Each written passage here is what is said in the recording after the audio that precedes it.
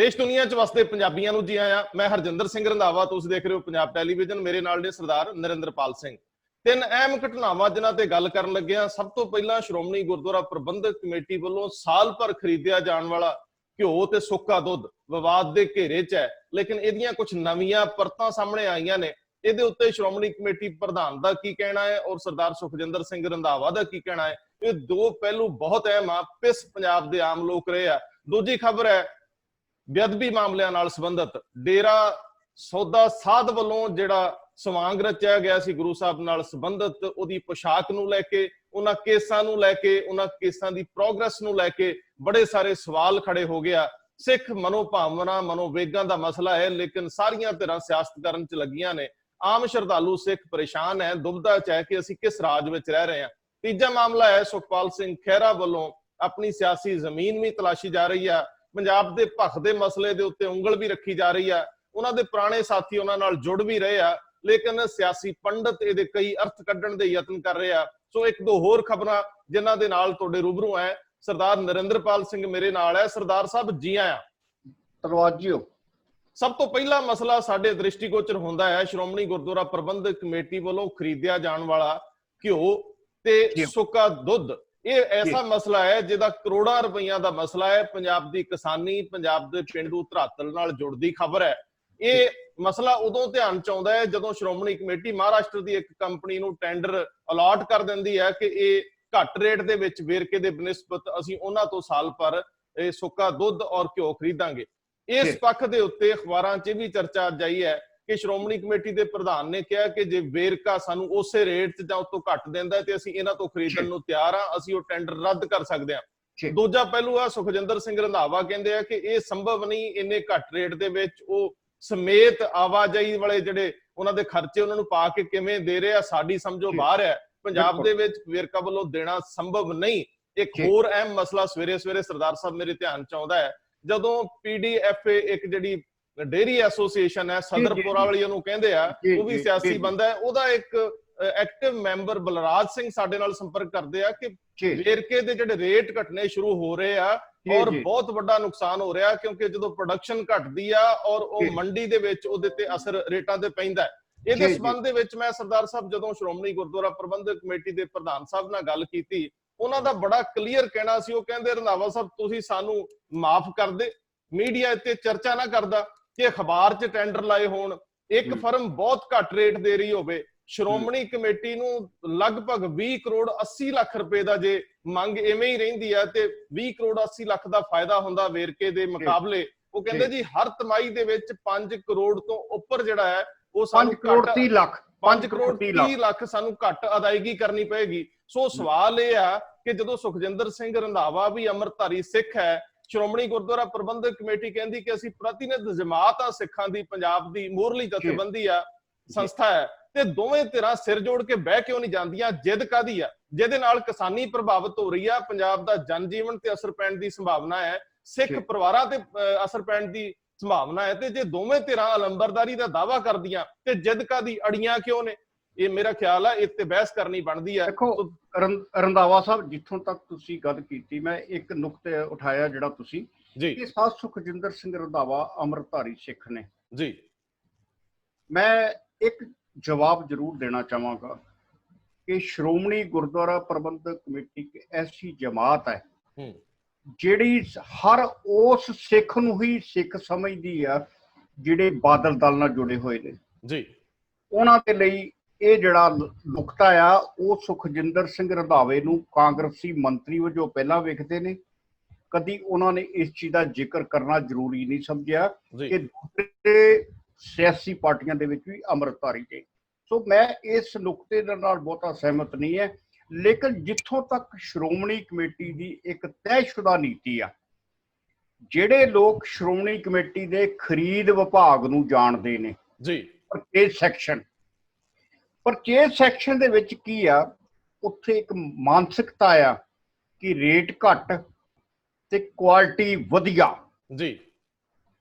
ਹੁਣ ਇਹ ਤੁਸੀਂ ਸਿਆਣੇ ਹੋ ਕਿ ਬਾਜ਼ਾਰ ਦੇ ਵਿੱਚ ਜਾ ਕੇ ਜਦੋਂ ਤੁਸੀਂ ਹੱਥ ਤੇ ਲਾਓ 10,000 ਦੀ ਬੂਸ਼ੜ ਨੂੰ ਜੀ, ਠੀਕ ਹੈ ਜੀ, ਤੇ ਕਹੋਗੇ ਨਹੀਂ ਇਹਦਾ ਰੇਟ ਮੈਂ 2,000 ਹੀ ਦੇਣਾ ਆ, ਤੇ ਜੇ ਮੈਨੂੰ ਇਹੋ ਹੀ ਬੂਸ਼ਟ 2000 ਚ ਮਿਲਦੀ ਤੇ ਮੈਂ ਲੈ ਲਵਾਂ, ਤੇ ਮੇਰਾ ਖਿਆਲ ਕਿ ਇੱਕ ਸਧਾਰਨ ਬੰਦਾ ਕਦੀ ਇਹਨਾਂ ਸਹਿਮਤ ਨਹੀਂ ਪ੍ਰਗਟਾਏਗਾ, ਕਿਉਂਕਿ ਕੋਈ ਵੀ ਵਪਾਰੀ ਜਿਹੜਾ ਆ ਜਦ ਤੱਕ ਉਹ ਆਪਣਾ ਫਾਇਦਾ ਵਿੱਚ ਨਹੀਂ ਰੱਖ ਲੈਂਦਾ ਉਦੋਂ ਤੱਕ ਸੌਦਾ ਨਹੀਂ ਕਰਦਾ ਜੀ। ਤੇ ਜੇ ਉਹ ਸਸਤਾ ਸੌਦਾ ਦੇ ਰਿਹਾ ਫਿਰ ਕੁਆਲਿਟੀ ਦੇ ਨਾਲ ਸੌਦਾ ਕਰਦਾ।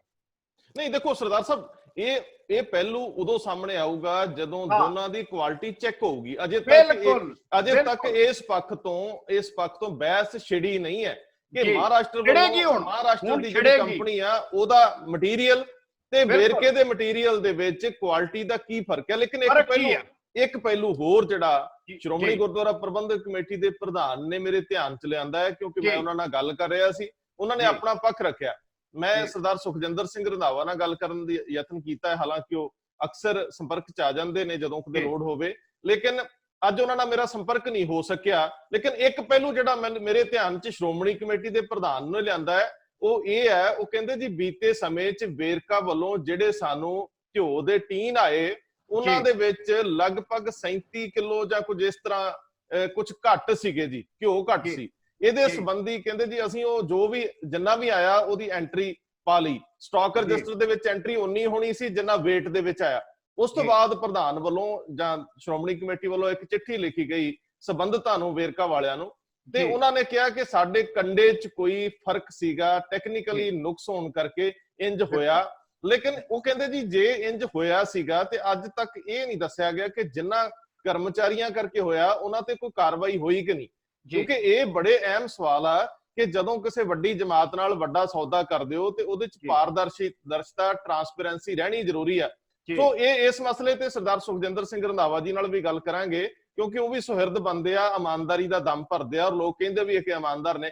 ਜੇ ਏਡਾ ਵੱਡਾ ਮਸਲਾ ਦੋ ਧਿਰਾਂ 'ਚ ਫਸ ਗਿਆ ਜਿਹਦਾ ਕਿਸਾਨੀ ਦੇ ਉੱਤੇ ਸਿੱਧਾ ਅਸਰ ਹੈ, ਮਹਿਕਮਿਆਂ ਤੇ ਅਸਰ ਹੈ, ਸ਼੍ਰੋਮਣੀ ਕਮੇਟੀ ਤੇ ਅਸਰ ਹੈ, ਸੰਗਤ ਦੇ ਉੱਤੇ ਅਸਰ ਆ, ਜੇ ਮੰਨ ਲਓ ਕੁਆਲਿਟੀ ਕਿਧਰੇ ਪ੍ਰਭਾਵਿਤ ਹੁੰਦੀ ਆ ਤੇ ਜਿਹੜਾ ਲੰਗਰ ਅਸੀਂ ਛਕਦੇ ਆ ਸਾਰੀ ਸੰਗਤ ਤੇ ਵੀ ਅਸਰ ਆ। ਸੋ ਮੇਰਾ ਮਤਲਬ ਹੈ ਕਿ ਇਹਦੇ ਉੱਤੇ ਜਿੱਦ ਛੱਡ ਕੇ ਇਹਨਾਂ ਧਿਰਾਂ ਨੂੰ ਸਿਰ ਜੋੜਨ 'ਚ ਮੁਸ਼ਕਲ ਕੀ ਆ? ਜੀ ਜਿੱਦ ਜਿਹੜੀ ਹੈ ਨਾ ਜੀ, ਜਿੱਦ ਦਾ ਤੇ ਕੋਈ ਇਲਾਜ ਨਹੀਂ ਹੈ ਜੀ। ਇਹ ਤੇ ਤੁਸੀਂ ਵੀ ਇੱਥੇ ਹੋ, ਸਾਡੀ ਸਾਰੀ ਉਮਰ ਬੀਤ ਗਈ ਇਹਨਾਂ ਨੂੰ ਦੇਖਦਿਆਂ ਨੂੰ। ਇਹ ਜਿੱਦ ਨਹੀਂ ਛੱਡ ਸਕਦੇ, ਬਾਕੀ ਸਾਰਾ ਕੁਝ ਹੈ ਜੀ। ਇਹ ਜਿੱਦ ਨਹੀਂ ਛੱਡ ਸਕਦੇ। ਔਰ ਜਿੱਥੋਂ ਤੱਕ ਦੂਸਰਾ ਤੁਸੀਂ ਨੁਕਤਾ ਉਠਾਇਆ ਕਿ ਇਸ ਵੇਲੇ ਜਿਹੜਾ ਉਹ ਡੇਅਰੀ ਫਾਰਮਰ ਡਿਵੈਲਪਮੈਂਟ ਅਥਾਰਟੀ ਆ, Punjab dairy farmers development authority ਆ, ਉਹਦਾ ਨੁਕਤਾ ਜੀ ਹੁਣ ਕਾਰਨ ਇਹ ਆ ਕਿ ਉਹਨਾਂ ਨੂੰ ਤਸੱਲੀ ਕਰਾਉਣੀ ਜੀ, ਉਹਨਾਂ ਦਾ ਜਿਹੜਾ ਦੁੱਧ ਵੇਰਕੇ ਨੂੰ ਜਾਂਦਾ ਆ ਉਹਦੀ ਖਪਤ ਨੂੰ ਅੱਗੇ ਤੋਰਨਾ ਵੇਰਕੇ ਦੀ ਜ਼ਿੰਮੇਵਾਰੀ ਆ ਜੀ, ਜਾਂ ਜਿਹੜੀਆਂ ਤੁਹਾਡੀਆਂ ਮਾਰਕਫੈੱਡ ਵਰਗਾ ਦੂਸਰੀਆਂ ਸੰਸਥਾਵਾਂ ਨੇ ਉਹਨਾਂ ਦੀ ਜ਼ਿੰਮੇਵਾਰੀ ਕਿ ਜੇ ਦੁੱਧ ਵਾਕਿਆ ਹੀ ਇੰਨਾ ਆ ਰਿਹਾ ਉਹਨਾਂ ਨੂੰ ਤੇ ਇਹ ਆਪਣਾ ਕੋਈ ਕੁਆਲਿਟੀ ਵਧਾਉਣ, ਆਪਣਾ ਦੁੱਧ ਨੂੰ ਐਕਸਪੋਰਟ ਕਰਨ। ਅਕਸਰ ਖਬਰਾਂ ਆਉਂਦੀਆਂ ਰਹਿੰਦੀਆਂ ਨੇ। ਨਹੀਂ ਦੇਖੋ ਸਰਦਾਰ ਸਾਹਿਬ, ਉਹਦੇ ਚ ਇੱਕ ਪਹਿਲੂ ਖੜਾ ਹੋ ਜਾਂਦਾ ਨਾ ਕਿ ਇੱਕ ਰੂਟੀਨ ਚੱਲ ਰਹੀ ਹੈ, ਕਿ ਇੰਨੀ ਕੁ ਦੁੱਧ ਦੀ ਸਪਲਾਈ ਆ, ਇਸ ਤੋਂ ਬਾਅਦ ਇਹਦਾ ਇੰਨਾ ਘਿਓ ਬਣਨਾ, ਦਹੀਂ ਬਣਨਾ, ਸੁੱਕਾ ਦੁੱਧ ਬਣਨਾ, ਇੰਨਾ ਕਿਨੇ ਪ੍ਰੋਸੈਸ ਹੋ ਕੇ ਮਾਰਕੀਟ 'ਚ ਜਾਣਾ ਹੈ। ਸੋ ਜਦੋਂ ਅਗਲੇ ਬੰਨੇ ਤੁਹਾਨੂੰ ਬਹੁਤ ਵੱਡੀ ਮਾਤਰਾ 'ਚ ਸਪਲਾਈ ਜਿਹੜੀ ਤੁਸੀਂ ਪ੍ਰੋਸੈਸਡ ਫੂਡ ਜਿਹੜਾ ਸੀ ਉਹਦੀ ਦੇ ਰਹੇ ਹੋ, ਤੁਸੀਂ ਪ੍ਰੋਸੈਸਡ ਮਿਲਕ ਦੀ ਜਿਹੜੀ ਸਪਲਾਈ ਦੇ ਰਹੇ ਉਹ ਰੁਕ ਗਈ, ਇਹਦਾ ਮਤਲਬ ਮੰਡੀ ਰੁਕ ਗਈ। ਜਿੱਥੋਂ ਤੁਸੀਂ ਪਰਚੇਜ ਕਰਨਾ ਸੀ ਤੁਸੀਂ ਉਹ ਪਰਚੇਜ ਘਟਾਓਗੇ।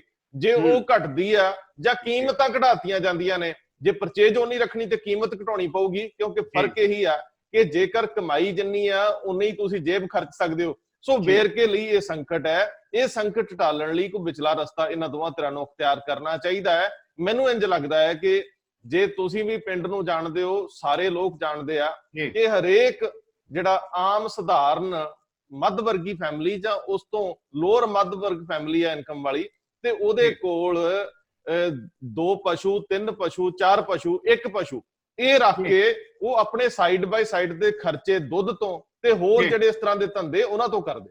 ਸੋ ਜਿਹੜੇ ਸਭ ਤੋਂ ਹੇਠਲੇ ਦਰਜੇ ਵਾਲੀ ਇਨਕਮ ਕਲਾਸ ਹੈ ਉਹਨੂੰ ਜੇਕਰ ਤੁਸੀਂ ਸੱਟ ਮਾਰਦੇ ਹੋ ਤੇ ਜੀਓਗੇ ਕਿੱਦਾਂ? ਪੰਜਾਬ ਤੇ ਅੱਗੇ ਮਰਿਆ ਪਿਆ। ਸੋ ਦੋਵੇਂ ਧਿਰਾਂ ਜਿਹੜੀਆਂ ਧਿਰਾਂ ਇਹ ਕਹਿੰਦੀਆਂ ਕਿ ਅਸੀਂ ਤੁਹਾਡੇ ਆ ਤੇ ਤੁਸੀਂ ਸਾਡੇ ਵੱਲ ਪਿੱਠ ਕਰੋਗੇ, ਤੁਹਾਨੂੰ ਆਪਣੇ ਕਿੱਦਾਂ ਕਹਾਂਗੇ? ਕਾਰਨ ਹੋਰ ਵੀ ਹੈ ਨਾ ਕਿ ਹੁਣ ਜਦੋਂ ਇਹ ਕਹਿ ਰਹੇ ਨੇ, ਪੰਜਾਬ ਸਰਕਾਰ ਦੇ ਦਾਅਵੇ ਨੇ ਕਿ ਅਸੀਂ ਕਿਸਾਨੀ ਨੂੰ ਸਬਸਿਡੀਆਂ ਦੇ ਰਹੇ ਹਾਂ, ਰਾਹਤ ਦੇ ਰਹੇ ਹਾਂ, ਤੇ ਫਿਰ ਜੇ ਇਹਨਾਂ ਨੂੰ ਲੱਗਦਾ ਵਾਕਿਆ ਹੀ ਇਹ ਕਿਸਾਨਾਂ ਦਾ ਭਲਾ ਕਰਨਾ ਚਾਹੁੰਦੇ ਨੇ, ਜਿਹੜੇ ਦੁੱਧ ਪਸ਼ੂ ਰੱਖਦੇ ਨੇ, ਪਸ਼ੂ ਪਾਲਕਾਂ ਦਾ ਭਲਾ ਕਰਨਾ ਚਾਹੁੰਦੇ ਨੇ, ਉਹਨਾਂ ਨੂੰ ਕੋਈ ਰਾਇਤਾਂ ਦੇ ਸਕਦੇ ਨੇ। ਰੇਟ ਕਿਉਂ ਘਟਾ ਰਹੇ ਨੇ? ਉਹਨਾਂ ਨੂੰ ਸਸਤੀ ਫੀਡ ਦੇਣ, ਉਹਨਾਂ ਦੇ ਜਿਹੜਾ ਡੰਗਰਾਂ ਦਾ ਜਿਹੜਾ ਕੋਈ ਇਲਾਜ ਆ ਜਾਂ ਕੋਈ ਉਹਦੀ ਸਾਂਭ ਸੰਭਾਲ ਆ ਉਹਦੇ 'ਚ ਮਦਦ ਕਰਨ। ਇਹ ਉਹਨਾਂ ਡੇਅਰੀਆਂ ਨੂੰ ਜਿਹੜਾ ਦੁੱਧ ਲੈਂਦੇ ਆ ਕਿਸੇ ਦੂਸਰੇ ਭੇਜ ਸਕਦੇ ਆ। ਨਹੀਂ, ਇਹ ਫਿਜ਼ੀਬਲ ਸਰਦਾਰ ਸਾਹਿਬ, ਅਸੀਂ ਜਿਹੜੇ ਮੁੱਦੇ ਦੀ ਗੱਲ ਕਰ ਰਹੇ ਹਾਂ ਨਾ, ਉਹ ਸ਼ਾਇਦ ਇਹ ਚੀਜ਼ਾਂ ਤਾਂ ਉਹ ਸੋਚਣਗੇ, ਲੇਕਿਨ ਇਹ ਫਿਜ਼ੀਬਲ ਨਹੀਂ ਹੁੰਦਾ। ਇਹਨੂੰ ਸਮੇਂ ਲੱਗਦੇ ਆ। ਤੁਹਾਨੂੰ ਪਤਾ ਸਾਡੀਆਂ ਸਰਕਾਰਾਂ ਕਿੰਨੀਆਂ ਚੁਸਤ ਆ, ਬੜਾ ਔਖਾ ਹੋ ਜਾਂਦਾ। ਲੇਕਿਨ ਜਿਹੜੀ ਸਾਡਾ ਇੱਕ ਨੁਕਤਾ ਉਹ ਬੜਾ ਅਹਿਮ ਆ ਕਿ ਸ਼੍ਰੋਮਣੀ ਕਮੇਟੀ ਦੇ ਪ੍ਰਧਾਨ ਜਾਂ ਅਧਿਕਾਰੀਆਂ ਨੂੰ ਮਹਿਕਮੇ ਦੇ ਮੰਤਰੀ ਜਾਂ ਜਿਹੜੇ ਮਹਿਕਮੇ ਦੇ ਅਫਸਰ ਨੇ, ਵੱਡੇ ਵੇਰਕੇ ਦੇ ਜ਼ਿੰਮੇਵਾਰ ਲੋਕ ਆ, ਉਹਨਾਂ ਨਾਲ ਸਿਰ ਜੋੜ ਕੇ ਇੱਕ ਵਾਰੀ ਬਹਿਣਾ ਚਾਹੀਦਾ। ਅਖਬਾਰੀ ਬਿਆਨਾਂ ਨਾਲ ਸਰਨਾ ਨਹੀਂ। ਇੱਕ ਵਾਰੀ ਆਪਣੀ ਝਿਜਕ ਛੱਡ ਕੇ, ਜਿੱਦ ਛੱਡ ਕੇ ਇੱਕ ਦੂਜੇ ਨੂੰ ਫੋਨ ਕਾਲ ਕਰ ਲੈਣੀ ਚਾਹੀਦੀ ਆ। ਜੇ ਨਹੀਂ ਕਰੋਗੇ ਫਿਰ ਦੋਵੇਂ ਧਿਰਾਂ ਨੂੰ ਕਟਹਿਰੇ 'ਚ ਰੱਖਿਆ ਜਾਊਗਾ ਕਿ ਕੋਈ ਵੀ ਸੁਹਿਰਦ ਨਹੀਂ, ਸਿਰਫ ਡਫਲੀ ਵਜਾਉਂਦੇ ਨੇ, ਮੈਂ ਕੌਣ ਤੇ ਮੇਰਾ ਕੌਣ। ਜੀ, ਔਖਾ ਸਵਾਲ ਪਾ ਰਹੇ ਹੋ। 550 ਸਾਲਾ ਗੁਰੂ ਨਾਨਕ ਪਾਤਸ਼ਾਹ ਦਾ ਪ੍ਰਕਾਸ਼ ਦਿਹਾੜਾ ਤੁਹਾਡੇ ਸਾਹਮਣੇ ਗਿਆ। ਦੋਨਾਂ ਧਿਰਾਂ ਨੇ ਐਲਾਨ ਕੀਤਾ ਸੀ ਕਿ ਅਸੀਂ ਸਿਰ ਜੋੜ ਕੇ ਬੈਠਾਂਗੇ ਜੀ, ਅਸੀਂ ਅਕਾਲ ਤਖਤ ਸਾਹਿਬ ਦੇ ਹੁਕਮ ਨੂੰ ਮੰਨਾਂਗੇ। ਲੇਕਿਨ ਜਦੋਂ ਮੌਕਾ ਆ ਗਿਆ ਤੇ ਉਦੋਂ ਸ਼੍ਰੋਮਣੀ ਕਮੇਟੀ ਨੇ ਕਿਹਾ ਜੀ ਕਿ ਨਹੀਂ, ਪੰਡਾਲ ਸਾਡਾ ਜੀ। ਉਹ 12 ਕਰੋੜ ਦਾ ਪੰਡਾਲ ਵੀ ਰੌਲਾ ਪਿਆ ਜੀ। ਕੀ ਤੁਹਾਨੂੰ ਇਹ ਸਿਆਸੀ ਲੀਡਰ ਸਿਰ ਜੋੜ ਕੇ ਬੈਠਦੇ ਨਜ਼ਰ ਆਏ? ਬਿਲਕੁਲ ਨਹੀਂ, ਬਿਲਕੁਲ ਨਹੀਂ ਸਰਦਾਰ ਸਾਹਿਬ। ਉਦੋਂ ਇਹੀ ਸਰਦਾਰ ਸੁਖਜਿੰਦਰ ਸਿੰਘ ਰੰਧਾਵਾ ਸੀ, ਇਹੀ ਸਰਦਾਰ ਗੋਬਿੰਦ ਸਿੰਘ ਲੌਂਗੋਵਾਲ ਸੀ। ਫੈਸਲੇ ਨਹੀਂ ਹੋ ਸਕੇ ਔਰ ਇਸ ਵਾਰੀ ਵੀ ਆਸ ਇਹੋ ਬਣਦੀ ਹੈ ਕਿ ਇਹਨਾਂ ਨੇ ਕਰਨੇ ਨਹੀਂ ਲੋਕ ਜਾਂ ਢੱਠੇ ਖੂਚ। ਸਿਰਫ ਇਹ ਆ ਕਿ ਜਿਹੜਾ ਹਾਲਾਤ ਬਣਦੇ ਪਏ ਨੇ ਇਹਦਾ ਸਿਆਸੀ ਚਿਹਰਾ ਦੇਖਣਾ ਚਾਹੀਦਾ। ਇਹਦੇ ਪਿੱਛੇ ਦੇਖਣਾ ਚਾਹੀਦਾ ਕਿ ਹੁਣ ਪੰਜਾਬ ਦਾ ਇੱਕ ਧਿਰ ਪੰਜਾਬ ਦਾ ਇਤਿਹਾਸੀ ਬਣਨਾ ਚਾਹੁੰਦੀ ਆ ਜੀ, ਪੰਜਾਬ ਇਤਿਹਾਸੀ ਬਣਨਾ ਚਾਹੁੰਦੀ ਆ। ਦੁੱਧ ਵੀ ਸੁੱਕਾ ਬਾਹਰੋਂ ਲੈ ਲਿਆ, ਘਿਓ ਵੀ ਬਾਹਰੋਂ ਲੈ ਲਿਆ, ਉਹਨਾਂ ਨੇ ਆਪਣੀਆਂ ਮਜਬੂਰੀਆਂ ਵੀ ਦੱਸ ਦਿੱਤੀਆਂ ਜੀ। ਲੇਕਿਨ ਸਵਾਲ ਗੋਬਿੰਦ ਸਿੰਘ ਲੌਂਗੋਵਾਲ ਨੂੰ ਇੱਕ ਹੋਰ ਆ ਜੀ ਕਿ ਤੁਸੀਂ ਵਾਕਿਆ ਹੀ ਜੇ ਮੰਨ ਲਿਆ ਜਾਵੇ ਇਸੇ ਖਰੀਦ ਨੂੰ ਲੈ ਕੇ ਤੇ ਤੁਸੀਂ ਬਹੁਤ ਸਰਫੇ ਦੇ ਨਾਲ ਕੰਮ ਕਰ ਰਹੇ ਹੋ। ਲੇਕਿਨ ਕੀ ਸ਼੍ਰੋਮਣੀ ਕਮੇਟੀ ਦੁਆਰਾ ਲਏ ਗਏ ਸਾਰੇ ਫੈਸਲੇ ਅਜੇ ਤੱਕ ਸ਼੍ਰੋਮਣੀ ਕਮੇਟੀ ਦੀ ਆਰਥਿਕਤਾ ਨੂੰ ਸੁਧਾਰਨ ਵਾਲੇ ਨੇ? ਜੀ ਜੀ ਨਹੀਂ, ਹਰਗਿਜ਼ ਨਹੀਂ। ਸ਼੍ਰੋਮਣੀ ਕਮੇਟੀ ਨੇ ਕੋਠੀ ਖਰੀਦੀ ਸੀ ਅਨੰਦਪੁਰ ਸਾਹਿਬ ਜੀ, 75 ਲੱਖ ਦੀ ਕੋਠੀ, 2 ਕਰੋੜ 70 ਲੱਖ ਦੀ ਖਰੀਦੀ ਗਈ। ਦੋਸ਼ ਲੱਗੇ, ਕੇਸ ਗੁਰਦੁਆਰਾ ਜੁਡੀਸ਼ੀਅਲ ਕਮਿਸ਼ਨ 'ਚ ਹੈ। ਇਹਨਾਂ ਦਾ ਇੱਕ ਮੀਤ ਸਕੱਤਰ ਰੈਂਕ ਦਾ ਅਧਿਕਾਰੀ ਇਸ ਵੇਲੇ ਮੁਅੱਤਲ ਹੈ ਜੁਡੀਸ਼ੀਅਲ ਕਮਿਸ਼ਨ ਦੇ ਹੁਕਮ ਅਨੁਸਾਰ, ਕੁਝ ਹੋਰ ਮੁਲਾਜ਼ਮ ਮੁਅੱਤਲ ਨੇ। ਲੇਕਿਨ ਹੁੰਦਾ ਕੀ ਆ ਕਿ ਜਦੋਂ ਵੀ ਕੋਈ ਸ਼੍ਰੋਮਣੀ ਕਮੇਟੀ ਦੇ ਸਾਹਮਣੇ ਕੋਈ ਸਵਾਲ ਆਉਂਦਾ, ਉਹ ਕਹਿੰਦੇ ਜੀ ਇਹਦੇ ਐਗਜ਼ੈਕਟਿਵ ਨੇ ਫੈਸਲਾ ਕੀਤਾ ਜੀ। ਜੀ ਜੀ, ਪ੍ਰਧਾਨ ਸਾਹਿਬ ਦੇ ਜਿਹੜੇ ਅਧਿਕਾਰ ਨੇ ਬੇਸ਼ੁਮਾਰ ਨੇ। ਸਿੱਖ ਗੁਰਦੁਆਰਾ ਐਕਟ ਖੁੱਲੇ ਅਧਿਕਾਰ ਦਿੰਦਾ, ਲੇਕਿਨ ਸਵਾਲ ਬਿਲਕੁਲ ਮੌਕੇ ਦੇ ਉੱਤੇ ਹੈ ਕਿ ਜਦੋਂ ਗੁਰਦੁਆਰਾ ਰਾਮਸਰ ਸਾਹਿਬ ਤੋਂ 267 ਗਾਇਬ ਹੋਏ ਸਰੂਪਾਂ ਦਾ ਮਸਲਾ ਸਾਹਮਣੇ ਆਉਂਦਾ ਜੀ, ਤੇ ਸ਼੍ਰੋਮਣੀ ਗੁਰਦੁਆਰਾ ਪ੍ਰਬੰਧਕ ਕਮੇਟੀ ਦੀ ਕਾਰਜਕਾਰਨੀ ਐਗਜ਼ੈਕਟਿਵ ਜਿਹੜੀ ਕਹਿੰਦੀ ਕਿ ਅਸੀਂ 16 ਕਲਾਂ ਸੰਪੂਰਨ ਸਮਰੱਥ ਹੈ, ਉਹ ਉਸ ਜਾਂਚ ਕਰਨ ਤੋਂ ਹੱਥ ਖੜੇ ਕਰ ਜਾਂਦੀ ਹੈ ਜੀ। ਹੁਣ ਦੱਸੋ ਕਿ ਕੌਣ ਕਿੱਥੇ ਸੋਚ ਰਿਹਾ? ਸਿਰਫ ਇਹ ਆ ਕਿ ਉਹਦੇ ਵਿੱਚ ਜਾਨ ਬਚਾਉਣ ਦੀ ਲੋੜ ਆ ਤੇ ਇਹਦੇ ਵਿੱਚ ਤੇ ਸਾਹਮਣੇ ਦੁਸ਼ਮਣ ਨਜ਼ਰ ਆਉਂਦਾ। ਇਹਦੇ ਚ ਇੱਕ ਪਹਿਲੂ ਬੜਾ ਅਹਿਮ ਜਿਹੜਾ ਮੈਨੂੰ ਵੀ ਬੜਾ ਅਖੜਿਆ, ਮੈਂ ਬੜਾ ਹੈਰਾਨ ਹੋਇਆ ਉਹ ਜਾਣ ਕੇ, ਕਿਉਂਕਿ ਸਦਾ ਸਿਆਸੀ ਬੰਦੇ ਜਿਹੜੇ ਸ਼੍ਰੋਮਣੀ ਕਮੇਟੀ ਨਾਲ ਜੁੜੇ ਨੇ ਤੇ ਸ਼੍ਰੋਮਣੀ ਕਮੇਟੀ ਦੇ ਅਹੁਦੇਦਾਰ ਤੇ ਅਧਿਕਾਰੀ ਇਹ ਕਹਿੰਦੇ ਰਹੇ ਕਿ ਸ਼੍ਰੋਮਣੀ ਕਮੇਟੀ 'ਚ ਬਾਹਰੀ ਦਖਲ ਬਰਦਾਸ਼ਤ ਨਹੀਂ।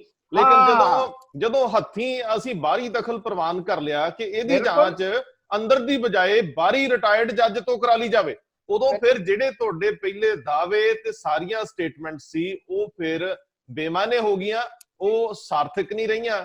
ਜਦੋਂ ਤੁਸੀਂ ਸ਼੍ਰੋਮਣੀ ਕਮੇਟੀ ਦੇ ਵਿੱਚ ਇਹ ਕਹਿੰਦੇ ਕਿ ਬਾਹਰੀ ਦਖਲ ਬਰਦਾਸ਼ਤ ਨਹੀਂ, ਬਾਹਰੀ ਬੰਦੇ ਬਣਨ ਦੀ ਕੋਸ਼ਿਸ਼ ਕਰ ਰਹੇ ਹੋ, ਸੋ ਇਹ ਵੱਡੇ ਸਵਾਲ ਆ। ਕਿਸੇ ਵੇਲੇ ਆਪਾ ਵਿਰੋਧੀ ਗੱਲਾਂ ਹੋ ਜਾਂਦੀਆਂ। ਸਰਦਾਰ ਸਾਹਿਬ, ਦੂਜਾ ਮਸਲਾ ਵੀ ਬਹੁਤ ਅਹਿਮ ਆ ਜਿਹੜਾ ਸਿੱਖ ਘੇਰਿਆਂ ਨਾਲ ਜੁੜਦਾ ਹੈ ਤੇ ਤਕਲੀਫ ਦਾ ਬਾਇਸ ਹੈ। ਮੈਨੂੰ ਲੱਗਦਾ ਹੈ ਕਿ ਤੁਸੀਂ ਉੱਤੇ ਡਿਟੇਲ 'ਚ ਗੱਲ ਕਰੋਗੇ। ਤੁਸੀਂ ਇਤਿਹਾਸ ਨੂੰ ਯਾਦ ਕਰੋ, 2-3, 4 ਸਾਲ 5 ਸਾਲ ਪੁਰਾਣੀਆਂ ਘਟਨਾਵਾਂ ਜਿਹੜੀਆਂ ਨੇ, 7 ਸਾਲ ਪੁਰਾਣੀਆਂ ਘਟਨਾਵਾਂ, ਉਧਰ ਝਾਤੀ ਮਾਰੋ। ਜਦੋਂ ਡੇਰਾ ਸੌਦਾ ਸਾਧ ਦਾ ਮੁਖੀ, ਜਿਹਨੂੰ ਆਪਾਂ ਸੌਦਾ ਸਾਧ ਕਹਿੰਦੇ, ਜਿਹੜਾ ਜੇਲ੍ਹ ਦੀ ਹਵਾ ਖਾ ਰਿਹਾ, ਜਿਹਨੇ ਬਹੁਤ ਸਾਰੇ ਲੋਕਾਂ ਦੀਆਂ ਭਾਵਨਾਵਾਂ ਨਾਲ ਖਿਲਵਾੜ ਕੀਤਾ, ਬਲਾਤਕਾਰ ਦੇ ਦੋਸ਼ ਚ, ਇਸ ਤੋਂ ਘਟੀਆ ਦੋਸ਼ ਕੀ ਲੱਗਣਾ ਕਿਸੇ ਤੇ। ਸੋ ਉਹ ਬੰਦਾ, ਜਿਹੜਾ ਬੰਦਾ ਗੁਰੂ ਮਹਾਰਾਜ ਦੀ ਸਵਾਂਗ ਰਚਾਉਂਦਾ, ਰੀਸ ਕਰਨ ਦੀ ਕੋਸ਼ਿਸ਼ ਕਰਦਾ, ਉਦੋਂ ਤੋਂ ਲੈ ਕੇ ਕੇਸ ਦਰਜ ਹੋਣ ਤੋਂ ਲੈ ਕੇ ਕੇਸ ਦੀ ਪ੍ਰੋਗਰੈਸ ਤੱਕ ਉਹ ਘਟਨਾਵਾਂ ਦਾ ਵੇਰਵਾ ਜ਼ਰੂਰ ਸਾਂਝਾ ਕਰੋ, ਕਿਉਂਕਿ ਨਵੀਂ ਮੰਗ ਉੱਠਣ ਲੱਗੀ 2-3 ਜਥੇਬੰਦੀਆਂ ਵੱਲੋਂ ਕਿ ਸਰਕਾਰਾਂ ਚੁੱਪ ਕਿਉਂ ਨੇ, ਉਹਨਾਂ ਕੇਸਾਂ ਨੂੰ ਸਿਰੇ ਕਿਉਂ ਨਹੀਂ ਲਾਉਂਦੀਆਂ, ਅੰਜਾਮ ਤੱਕ ਕਿਉਂ ਨਹੀਂ ਪਹੁੰਚਾਉਂਦੀਆਂ। ਅੱਜ ਵੀ ਪੋਸ਼ਾਕ ਨੂੰ ਲੈ ਕੇ ਸੁਖਬੀਰ ਬਾਦਲ ਤੇ ਸਵਾਲ ਉੱਠਣੇ ਸ਼ੁਰੂ ਹੋ ਗਏ। ਅਕਾਲੀ ਦਲ ਨਾ ਨੁੱਕਰ ਕਰ ਰਿਹਾ, ਸੁਖਬੀਰ ਬਾਦਲ ਦਾ ਬਿਆਨ ਨਹੀਂ ਆ ਰਿਹਾ, ਬਹਿਸ ਚੱਲੀ ਜਾਂਦੀ ਹੈ। ਸੋ ਇਹਨੂੰ ਜ਼ਰਾ ਡਿਟੇਲ ਦੱਸਿਓ। ਦੇਖੋ, ਇਹ ਸੀਗਾ ਜੀ ਕਿ ਇਹ ਮਾਮਲਾ ਸਾਹਮਣੇ ਆਇਆ ਸੀ 13 ਮਈ 2007 ਨੂੰ ਜੀ, ਕਿ ਜਿਹੜਾ ਡੇਰਾ ਸਿਰਸਾ ਦਾ ਮੁਖੀ ਆ ਗੁਰਮੀਤ ਰਾਮ ਰਹੀਮ ਜੀ, ਉਹਦਾ ਇੱਕ ਜਾਮੇ ਇਨਸਾਨ ਤਿਆਰ ਕੀਤਾ। ਉਹ ਬਹੁਤ ਵੱਡੇ ਇੱਕ ਕੜਾਈ ਦੇ ਵਿੱਚ ਕਹਿੰਦੇ ਜੀ ਉਹਨ ਜਾਮੇ ਇਨਸਾਨ ਤਿਆਰ ਕੀਤਾ ਜੀ, ਔਰ ਉਹ ਜਿਹੜਾ ਉਸ ਵੇਲੇ ਚੋਲਾ ਪਾਇਆ, ਜਿਹੜਾ ਉਹਨ ਪੋਸ਼ਾਕ ਪਾਈ, ਉਹ ਪੋਸ਼ਾਕ ਜਿਹੜੀ ਆ ਉਹ ਪੰਥਕ ਹਲਕਿਆਂ ਦਾ ਦੋਸ਼ ਸੀ ਕਿ ਉਹ ਮੇਲ ਖਾ ਰਹੀ ਆ ਕਿ ਦਸਮ ਪਾਤਸ਼ਾਹ ਦੇ ਪੋਸ਼ਾਕੇ ਦੇ ਨਾਲ। ਜਿਸ ਤਰ੍ਹਾਂ ਮਹਾਰਾਜ ਆਪ ਵੀਰ ਆਸਣ ਬੈਠ ਕੇ ਅੰਮ੍ਰਿਤ ਤਿਆਰ ਕਰਦੇ ਨੇ, ਕਿ ਉਹ ਸਾਰਾ ਉਹੀ ਸਰੂਪ ਭੇਟ ਕੀਤਾ ਗਿਆ, ਪ੍ਰਪੰਚ ਰਚਿਆ ਗਿਆ। ਔਰ ਉਸ ਵੇਲੇ ਇਹ ਕਿਹਾ ਗਿਆ ਕਿ ਜਿਹੜੇ ਲੋਕ ਇਹ ਜਾਮੇ ਇਨਸਾਨ ਪੀਣਗੇ, ਉਹਨਾਂ ਨੂੰ ਅੱਜ ਤੋਂ ਨਾ ਇਨਸਾਨ ਦਾ ਮਿਲੇਗਾ ਜੀ। ਮਸਲ ਕਿ ਜਿੱਦਾਂ ਅਸੀਂ ਅੰਮ੍ਰਿਤ ਛਕਣ ਤੋਂ ਬਾਅਦ ਖਾਲਸਾ ਸ਼ਬਦ ਦੀ ਵਰਤੋਂ ਕਰਦੇ, ਖਾਲਸਾ ਲੱਗਦਾ, ਲਕਬ ਮਿਲਦਾ, ਉਹ ਆਪਣੇ ਆਪ ਨੂੰ ਇਨਸਾਨ ਲਿਖਣ ਲੱਗ ਪਏ ਜੀ। ਜਦੋਂ ਇਹ ਮਾਮਲਾ ਉੱਠਿਆ, ਔਰ ਸਭ ਤੋਂ ਪਹਿਲਾਂ ਜਿਹੜੀ ਆਵਾਜ਼ ਉਠਾਈ ਉਹ ਸੰਤ ਸਰਦਾਰ ਰਜਿੰਦਰ ਸਿੰਘ ਸਿੱਧੂ, ਜਿਹੜੇ ਕਿ ਉਸ ਵੇਲੇ ਬਠਿੰਡੇ ਦੇ ਵਿੱਚ ਅਕਾਲੀ ਦਲ ਬਾਦਲ ਦੇ ਜ਼ਿਲ੍ਹਾ ਪ੍ਰਧਾਨ ਸਨ। ਅੱਛਾ। ਉਹਨਾਂ ਨੇ ਬਕਾਇਦਾ ਧਾਰਮਿਕ ਭਾਵਨਾਵਾਂ ਨੂੰ ਠੇਸ ਪੁੱਜਣ ਦਾ ਪਰਚਾ ਦਰਜ ਕਰਾਇਆ। ਠੀਕ ਹੈ। ਉਹਦੇ ਤੋਂ ਬਾਅਦ ਹਾਲਾਤ ਇੰਨੇ ਕੁ ਵਿਗੜੇ ਕਿ ਪੰਜ ਸਿੰਘ ਸਾਹਿਬਾਨ ਨੂੰ ਤਲਵੰਡੀ ਸਾਬੋ ਜਾ ਕੇ ਜੀ ਬਕਾਇਦਾ ਡੇਰੇ ਦੇ ਖਿਲਾਫ ਇੱਕ ਹੁਕਮਨਾਮਾ ਜਾਰੀ ਕਰਨਾ ਪਿਆ ਜੀ। ਉਸ ਹੁਕਮਨਾਮੇ ਦੇ ਵਿੱਚ ਇਹ ਵੀ ਲਿਖਿਆ ਗਿਆ ਸੀ ਕਿ ਡੇਰੇ ਦੀਆਂ ਜਿੰਨੀਆਂ ਵੀ ਪੰਜਾਬ ਦੇ ਵਿੱਚ ਸ਼ਾਖਾਵਾਂ ਨੇ ਉਹ ਬੰਦ ਕਰਾਈਆਂ ਜਾਣ, ਔਰ ਜੇ ਇਹਦੇ ਨਾਲ ਕੋਈ ਸਿਆਸੀ ਜਾਂ ਸਮਾਜਿਕ ਸਾਂਝ ਨਾ ਰੱਖੀ ਜਾਵੇ ਜੀ, ਔਰ ਅਗਰ ਲੋੜ ਪਵੇ ਤੇ ਸ਼੍ਰੋਮਣੀ ਕਮੇਟੀ ਕਾਨੂੰਨੀ ਪੈਰਵਾਈ ਕਰੇ ਜੀ। ਲੇਕਿਨ ਅੱਜ ਉਸ ਘਟਨਾ ਨੂੰ 2007 ਤੋਂ ਬਾਅਦ 2020 13 ਸਾਲ ਬੀਤ ਗਏ ਨੇ, ਅਜੇ ਤੱਕ ਉਸ ਮਾਮਲੇ ਦੇ ਵਿੱਚ ਪੁਲਿਸ ਨੇ ਚਲਾਨ ਨਹੀਂ ਪੇਸ਼ ਕੀਤਾ। ਇਹ ਆਵਾਜ਼ ਉਠਾਈ ਆ ਇੱਕ ਸੰਸਥਾ ਆ ਅਲਾਇੰਸ ਆਫ ਸਿੱਖ ਆਰਗੇਨਾਈਜੇਸ਼ਨਸ, ਉਹਨਾਂ ਦੇ ਜਿਹੜੇ ਪ੍ਰਧਾਨ ਨੇ, ਚੇਅਰਮੈਨ ਨੇ ਸੁਖਦੇਵ ਸਿੰਘ ਫਗਵਾੜਾ ਨੇ, ਤੇ ਇੱਕ ਸੰਸਥਾ ਹੈਗੀ ਆ ਦਰਬਾਰੀ ਖਾਲਸਾ ਜੀ, ਜਿਹਦੇ ਪ੍ਰਧਾਨ ਨੇ ਹਰਜਿੰਦਰ ਸਿੰਘ ਮਾਝੀ ਜੀ। ਇਹਨਾਂ ਨੇ 2019 ਦੇ ਵਿੱਚ 28 ਜਨਵਰੀ 2019 ਚ ਇਹਨਾਂ ਨੇ ਇੱਕ ਵਾਰ ਫਿਰ ਜ਼ਿਲ੍ਹਾ ਪ੍ਰਸ਼ਾਸਨ ਨੂੰ ਤੇ ਸਰਕਾਰ ਨੂੰ ਜੀ ਮੰਗ ਪੱਤਰ ਦਿੱਤਾ ਸੀ ਕਿ ਕੀ ਕਾਰਨ ਹੈ ਇੱਕ ਮਾਮਲੇ ਦੇ ਵਿੱਚ ਇੰਨਾ ਸਮਾਂ, 12 ਸਾਲ ਦੇ ਵਿੱਚ ਚਾਰਜ ਸ਼ੀਟ ਹੀ ਨਹੀਂ ਦਾਖਲ ਹੋ ਰਹੀ, ਚਲਾਨ ਹੀ ਨਹੀਂ ਪੇਸ਼ ਹੋ ਰਿਹਾ। ਹੁਣ ਉਹਨਾਂ ਨੇ ਦੁਬਾਰਾ ਆਵਾਜ਼ ਉਠਾਈ ਹੈ। ਔਰ ਦੂਸਰੀ ਗੱਲ ਜਿਹੜੀ ਤੁਸੀਂ ਸਾਫ਼ ਕਰ ਰਹੇ ਹੋ ਕਿ ਡੇਰਾ ਪ੍ਰੇਮਣ ਨੇ ਹੀ ਇਹ ਨੁਕਤਾ ਜਿਹੜਾ ਸਮਾਜ ਦੇ ਸਾਹਮਣੇ ਰੱਖਿਆ ਆ, ਔਰ ਚੈਨਲਾਂ ਤੇ ਰੱਖਿਆ। ਇਹ ਨਹੀਂ ਕਿ ਘਰ ਬੈਠ ਕੇ ਬੋਲੀ ਹੈ, ਚੈਨਲਾਂ ਤੇ ਆ ਕੇ ਬੋਲੀ ਹੈ ਕਿ ਜਿਹੜੀ ਪੋਸ਼ਾਕ ਉਸ ਵੇਲੇ ਰਾਮ ਰਹੀਮ ਜਿਹੜਾ ਮੁਖੀ ਸੀਗਾ ਉਹਨ ਪਾਈ ਹੈ, ਉਹ ਪੋਸ਼ਾਕ ਸੁਖਬੀਰ ਸਿੰਘ ਬਾਦਲ ਹੋਰਾਂ ਨੇ ਦਿੱਤੀ ਸੀ ਜੀ। ਉਹਦੇ ਤੋਂ ਬਾਅਦ ਸਾਰੇ ਲੋਕ ਬੋਲੇ ਨੇ, ਮਹੇਸ਼ਿੰਦਰ ਸਿੰਘ ਗਰੇਵਾਲ, ਪ੍ਰੋਫੈਸਰ ਪ੍ਰੇਮ ਸਿੰਘ ਚੰਦੂਮਾਜਰਾ ਔਰ ਤੁਹਾਡੇ ਡਾਕਟਰ ਦਲਜੀਤ ਸਿੰਘ ਚੀਮਾ ਜੀ। ਲੇਕਿਨ ਸਾਡੇ ਕੋਲ ਇਹਦਾ ਇੱਕ ਜਵਾਬ ਹੋਰ ਵੀ ਆ। ਇਹਨਾਂ ਸਾਰਿਆਂ ਨੇ ਆਪਣੀ ਸਫਾਈ ਦਿੱਤੀ, ਬਹੁਤ ਚੰਗਾ ਦੇਣਾ ਬਣਦਾ ਸੀ, ਲੇਕਿਨ ਘੱਟੋ ਘੱਟ ਜਿਸ ਸ਼ਖਸੀਅਤ ਦੇ ਉੱਤੇ ਦੋਸ਼ ਲੱਗੇ ਉਹ ਅਕਾਲੀ ਦਲ ਦਾ ਪ੍ਰਧਾਨ ਹੈ, ਉਹਨੂੰ ਜ਼ਰੂਰ ਬੋਲਣਾ ਚਾਹੀਦਾ ਸੀ। ਲੇਕਿਨ ਦੂਸਰਾ ਪਹਿਲੂ ਇਹ ਆ ਕਿ ਜਦੋਂ 24 ਸਤੰਬਰ 2015 ਦੇ ਵਿੱਚ ਇਸੇ ਗੁਰਮੀਤ ਰਾਮ ਰਹੀਮ ਨੂੰ ਅਕਾਲ ਤਖਤ ਦੇ ਜਥੇਦਾਰਾਂ ਨੇ ਮਾਫੀ ਦੇ ਦਿੱਤੀ ਸੀ, ਉਸ ਵੇਲੇ ਉਹਦੀ ਮਾਫੀ ਦੀ ਪ੍ਰੋੜਤਾ ਕਰਨ ਵਾਲੇ ਕੌਣ ਸਨ? ਪ੍ਰੋਫੈਸਰ ਪ੍ਰੇਮ ਸਿੰਘ ਚੰਦੂਮਾਜਰਾ। ਉਹਨਾਂ ਦੇ ਅਖਬਾਰੀ ਬਿਆਨ ਅੱਜ ਵੀ ਘੁੰਮਦੇ ਫਿਰਦੇ ਨੇ, ਕਾਇਮ ਨੇ। ਸਾਰੇ ਹੀ ਬਾਦਲ ਅਕਾਲੀ ਦਲ ਨੇ ਉਸ ਅਕਾਲ ਤਖਤ ਦੇ ਹੁਕਮਨਾਮੇ ਨੂੰ ਸਹੀ ਕਰਾਰ ਦਿੱਤਾ ਸੀ ਜੀ। ਲੇਕਿਨ ਬਾਅਦ ਦੇ ਵਿੱਚ ਤਖਤ ਦਮਦਮਾ ਸਾਹਿਬ ਦੇ ਇੱਕ ਕਾਰਜਕਾਰੀ ਜਥੇਦਾਰ ਸਨ ਗਿਆਨੀ ਗੁਰਮੁਖ ਸਿੰਘ, ਉਹਨਾਂ ਨੇ ਇਹ ਪਰਦਾਫਾਸ਼ ਕਰਤਾ ਕਿ ਇਹ ਮਾਫੀ ਤੇ ਦੇਣ ਦਾ ਸਾਨੂੰ ਹੁਕਮ ਹੋਇਆ ਸੀ ਪ੍ਰਕਾਸ਼ ਸਿੰਘ ਬਾਦਲ ਦੀ ਕੋਠੀ ਤੋਂ, ਸਰਕਾਰੀ ਕੋਠੀ ਚੰਡੀਗੜ੍ਹ ਤੋਂ। ਬੜਾ ਰੌਲਾ ਪੈਂਦਾ ਰਿਹਾ। ਇੱਕ ਲੰਬਾ ਸਮਾਂ ਉਹਨਾਂ ਗਿਆਨੀ ਗੁਰਮੁਖ ਸਿੰਘ ਹੋਰਾਂ ਨੂੰ ਇੱਥੋਂ ਅਕਾਲ ਤਖਤ ਦੀ ਹੈੱਡ ਗ੍ਰੰਥੀ ਪੁਣੇ ਤੋਂ ਵੀ ਖਾਰਜ ਕਰਤਾ, ਜਥੇਦਾਰੀ ਵੀ ਖੋਲੀ। ਤੇ ਉਸ ਵੇਲੇ ਦੇ ਮੁੱਖ ਸਕੱਤਰ ਸਾਹ ਹਰਚਰਨ ਸਿੰਘ, ਜਿਹੜੇ ਕਿ ਇਸ ਵੇਲੇ ਸਾਬਕਾ ਸਕੱਤਰ ਨੇ, ਇਹ ਸਭ ਤੋਂ ਪਹਿਲੇ ਸਨ ਜਿਹੜੇ ਉਹਨਾਂ ਨੂੰ ਮਨਾਉਂਦੇ ਵੀ ਸਨ ਤੇ ਉਹਨਾਂ ਨੂੰ ਸਲਾਹ ਵੀ ਦਿੰਦੇ ਵੀ ਹੁਣ ਚਲੇ ਜਾਓ ਇੱਥੋਂ, ਚੰਗੇ ਜੇ। ਮੈਨੂੰ ਯਾਦ ਹੈ ਕਿ ਉਦੋਂ ਇਹਨਾਂ ਦਾ ਭਰਾ, ਨਾਂ ਤਾਂ ਮੈਂ ਨਹੀਂ, ਹਿੰਮਤ ਸਿੰਘ, ਗਿਆਨੀ ਗੁਰਮੁਖ ਸਿੰਘ ਦਾ ਭਰਾ ਸਰਦਾਰ ਸੁਖਜਿੰਦਰ ਸਿੰਘ ਰੰਧਾਵਾ ਦੀਆਂ ਨਾਲ ਕਈ ਫੋਟੋਆਂ 'ਚ ਨਜ਼ਰ ਆਉਂਦਾ ਹੈ। ਉਹ ਕਈ ਪੱਖ ਸਾਹਮਣੇ ਆਉਂਦੇ ਆ, ਔਰ ਸੱਚ ਇਹ ਆ ਕਿ ਗਿਆਨੀ ਗੁਰਮੁਖ ਸਿੰਘ ਦਾ ਕਿਰਦਾਰ ਬੜਾ ਸ਼ੱਕੀ ਹੋ ਗਿਆ, ਕਦੇ ਉਹ ਇੱਧਰ ਕਦੇ ਉੱਧਰ, ਤੇ ਅੱਜ ਵੀ ਸ਼ਾਇਦ ਉਹ ਕਿਸੇ ਨੌਕਰੀ 'ਚ ਨੇ। ਇਹੋ ਜਿਹੇ ਵਿਅਕਤੀ ਨੂੰ ਆਪਣੀ ਸਥਿਤੀ ਵੀ ਸਪਸ਼ਟ ਕਰਨੀ ਚਾਹੀਦੀ ਆ। ਕੌਮੀ ਸਥਾਨ ਨੇ ਇਹਨਾਂ ਦੇ ਉੱਤੇ ਇਹ ਅਹੁਦੇ ਗ੍ਰਹਿਣ ਕਰੀ ਰੱਖਣੇ ਤੇ ਬੜੀ ਢੀਠਤਾਈ ਤੇ ਬੇਸ਼ਰਮੀ ਨਾਲ ਬਣੇ ਰਹਿਣਾ, ਇਹ ਵੀ ਬੜਾ ਮਾੜਾ ਹੁੰਦਾ ਹੈ। ਸਰਦਾਰ ਸਾਹਿਬ ਜੀ, ਇਹਦੇ ਨਾਲ ਸੰਬੰਧ, ਹਾਂਜੀ। ਗਿਆਨੀ ਗੁਰਮੁਖ ਸਿੰਘ ਸਵਾਲ ਉਠਾਉਂਦੇ ਨੇ ਕਿ ਅਸੀਂ ਗਿਆਨੀ ਗੁਰਬਚਨ ਸਿੰਘ ਦੀ ਗੱਡੀ ਦੇ ਵਿੱਚ ਗਿਆਨੀ ਗੁਰਮੁਖ ਸਿੰਘ, ਗਿਆਨੀ ਮਲ ਸਿੰਘ, ਜਿਹੜੇ ਕਿ ਇਸ ਵੇਲੇ ਸੰਸਾਰ 'ਚ ਨਹੀਂ ਹੈ ਜੀ, ਕੇਸਗੜ੍ਹ ਸਾਹਿਬ ਦੇ ਉਸ ਵੇਲੇ ਜਥੇਦਾਰ ਸਨ, ਕਿ ਅਸੀਂ ਤਿੰਨੇ, ਸਾਨੂੰ ਸੱਦਿਆ ਗਿਆ ਸੀ, ਇੱਕ ਗੱਡੀ ਅੰਦਰ ਗਈ, ਬਕਾਇਦਾ ਉਹਦੇ 'ਚ ਗਏ ਆ, ਉੱਥੇ ਸਾਨੂੰ ਇਹ ਹੁਕਮ ਦਿੱਤਾ ਗਿਆ ਵੀ ਇਹਨੂੰ ਨਿਬੇੜ ਦਿਓ ਮਸਲੇ ਨੂੰ। ਗਿਆਨੀ ਗੁਰਮੁਖ ਸਿੰਘ ਨੇ ਆ ਕੇ ਸਵਾਲ ਪਾਤਾ ਬਾਅਦ 'ਚ ਕਿ ਜਿਹੜਾ ਉੱਥੇ ਚਿੱਠੀ ਦਿਖਾਈ ਸੀ ਉਹ ਤੇ ਹਿੰਦੀ ਸੀ ਜੀ, ਹੁਣ ਇਹ ਪੰਜਾਬੀ 'ਚ ਕਿੱਦਾਂ ਹੋ ਗਈ? ਇਹ ਚਿੱਠੀ ਨੂੰ ਲੈ ਕੇ ਕੌਣ ਆਇਆ? ਗਿਆਨੀ ਗੁਰਬਚਨ ਸਿੰਘ ਸਪਸ਼ਟ ਕਰਨ ਜੀ। ਗਿਆਨੀ ਗੁਰਬਚਨ ਸਿੰਘ ਹੋਰਾਂ ਨੇ 2018 ਦੇ ਵਿੱਚ ਆਪਣੇ ਅਹੁਦੇ ਤੋਂ ਸਿਹਤ ਦੇ ਆਧਾਰ ਤੇ ਅਸਤੀਫਾ ਵੀ ਦੇ ਦਿੱਤਾ, ਲੇਕਿਨ ਅਜੇ ਤੱਕ ਉਹਨਾਂ ਜ਼ੁਬਾਨ ਨਹੀਂ ਖੋਲੀ। ਗਿਆਨੀ ਗੁਰਬਚਨ ਸਿੰਘ ਦੇ ਬਾਰੇ ਚ ਜਿੱਦਾਂ ਹਰਵਿੰਦਰ ਸਿੰਘ ਗਿੱਲ ਨੇ ਵਿਧਾਨ ਸਭਾ ਚ ਕਿਹਾ, ਉਹਨਾਂ ਦੇ ਪੁੱਤਰ ਦੇ ਬਿਜ਼ਨਸ ਨੂੰ ਲੈ ਕੇ, ਉਹਨਾਂ ਦੇ ਅਹੁਦੇਦਾਰੀਆਂ ਨੂੰ ਲੈ ਕੇ, ਅਕਾਲੀ ਦਲ ਵੱਲੋਂ ਨਵਾਜ਼ਿਸ਼ਾਂ ਨੂੰ ਲੈ ਕੇ ਹੁਣ ਤੱਕ ਵੱਡਾ ਅਮਲਾ ਫੈਲਾ ਉਹਨਾਂ ਕੋਲ ਹੈ, ਉਹਨਾਂ ਕੋਲ ਅਜੇ ਤੱਕ ਉਹ ਬੋਲਣਾ ਨਹੀਂ ਚਾਹੁੰਦੇ। ਬੋਲ ਦੇਣਾ ਚਾਹੀਦਾ। ਜ਼ਿੰਦਗੀ ਜੀਵਨ, ਦੇਖੋ, ਜੇ ਜੀਵਨ ਦੇ ਵਿੱਚ ਕੋਈ ਅਸੂਲ ਹੀ ਨਹੀਂ, ਜੇ ਜੀਵਨ ਦੇ ਵਿੱਚ ਕੋਈ ਕਿਰਦਾਰ ਹੀ ਨਹੀਂ, ਤੇ ਉਹ ਤਾਂ ਫਿਰ ਪਸ਼ੂ ਬਿਰਤੀ ਹੋ ਗਈ, ਬੰਦਾ ਤੇ ਨਾ ਹੋਇਆ। ਜੇ ਬੰਦਾ ਕਿਰਦਾਰਹੀਣ ਹੈ, ਜੇਕਰ ਉਹ ਕਿਸੇ ਅਸੂਲ ਦਾ, ਪੰਜਾਬੀ ਚ ਕਹਿੰਦੇ ਕਿਸੇ ਘੜੇ ਦਾ ਹੀ ਢੱਕਣ ਨਹੀਂ, ਅਸੀਂ ਕਿਸੇ ਅਕਾਲ ਤਖਤ ਸਾਹਿਬ ਦੇ ਸਾਬਕਾ ਜਥੇਦਾਰ ਲਈ ਇਹ ਸ਼ਬਦ ਨਹੀਂ ਵਰਤ ਰਹੇ, ਇਹ ਕਾਮਨ ਸ਼ਬਦ ਨੇ ਕਿ ਜਿਹੜਾ ਕਿਸੇ ਘੜੇ ਦਾ ਢੱਕਣ ਨਹੀਂ, ਸੁਸਾਇਟੀ ਨੂੰ ਤਾਂ ਲੱਗਦਾ ਨਹੀਂ ਹੈ। ਲੇਕਿਨ ਸਵਾਲ ਇਹ ਵੀ ਹੈ ਨਾ ਕਿ ਅੱਜ ਦੇ ਦਿਨਾਂ ਦੇ, ਅੱਜ ਦਾ ਹਾਲਾਤ ਇਹ ਆ ਕਿ ਇਸ ਵੇਲੇ ਅਕਾਲ ਤਖਤ ਦੇ ਕਾਰਜਕਾਰੀ ਜਥੇਦਾਰ ਨੇ ਗਿਆਨੀ ਹਰਪ੍ਰੀਤ ਸਿੰਘ ਜੀ, ਰੋਟੀ ਸਾਬੋ ਦੇ ਵਿੱਚ ਸਰ, ਲੇਕਿਨ ਜਦੋਂ ਅੰਮ੍ਰਿਤਸਰ ਆਉਂਦੇ ਨੇ ਉਹਨਾਂ ਨੂੰ 2 ਛੋਟੇ ਕਮਰੇ ਮਿਲਦੇ ਨੇ ਰਹਿਣ ਨੂੰ ਜੀ। ਲੇਕਿਨ ਗਿਆਨੀ ਗੁਰਬਚਨ ਸਿੰਘ ਜਿਹੜੇ ਨੇ 2018 ਚ ਅਸਤੀਫਾ ਵੀ ਦੇ ਗਏ ਨੇ ਨੌਕਰੀ ਤੋਂ, ਉਹਨਾਂ ਕੋਲ 6 ਕਮਰੇ ਨੇ, ਉਹਨਾਂ ਕੋਲ ਸ਼੍ਰੋਮਣੀ ਕਮੇਟੀ ਦੀਆਂ ਗੱਡੀਆਂ ਨੇ, ਉਹਨਾਂ ਕੋਲ ਸ਼੍ਰੋਮਣੀ ਕਮੇਟੀ ਦੇ, ਜਿਹੜਾ ਹੁਣ ਲੌਂਗੋਵਾਲ ਸਾਹਿਬ ਕਹਿੰਦੇ ਨੇ ਕਿ ਬੜਾ ਸਰਫਾ ਕਰ ਰਹੇ ਆ ਜੀ।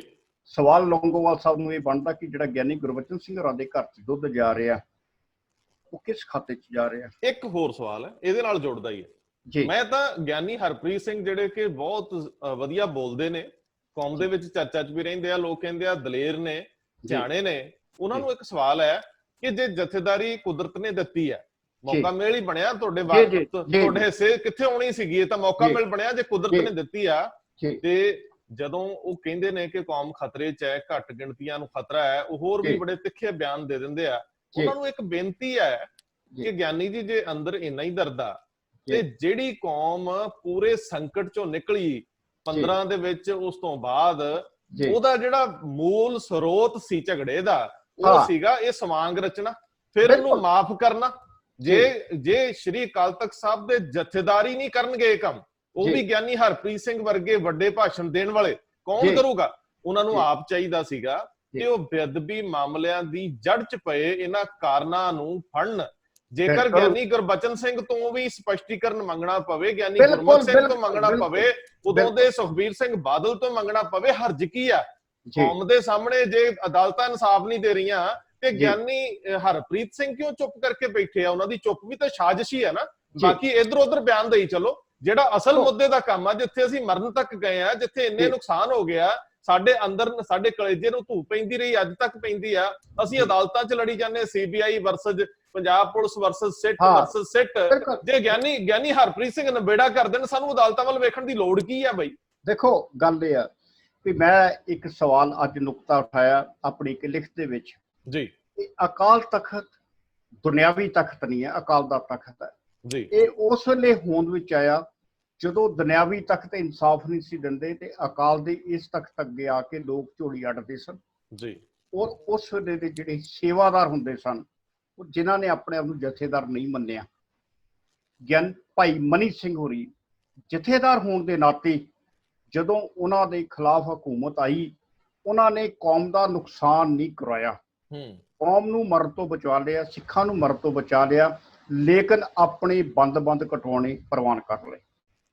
ਕਦੇ ਕੌਮ ਦੇ ਜਥੇਦਾਰਾਂ ਨੇ ਸਮੇਂ ਦੀਆਂ ਹਕੂਮਤਾਂ ਦੇ ਸੁਰੱਖਿਆ ਗਾਰਡ ਨਹੀਂ ਸਨ ਲਏ।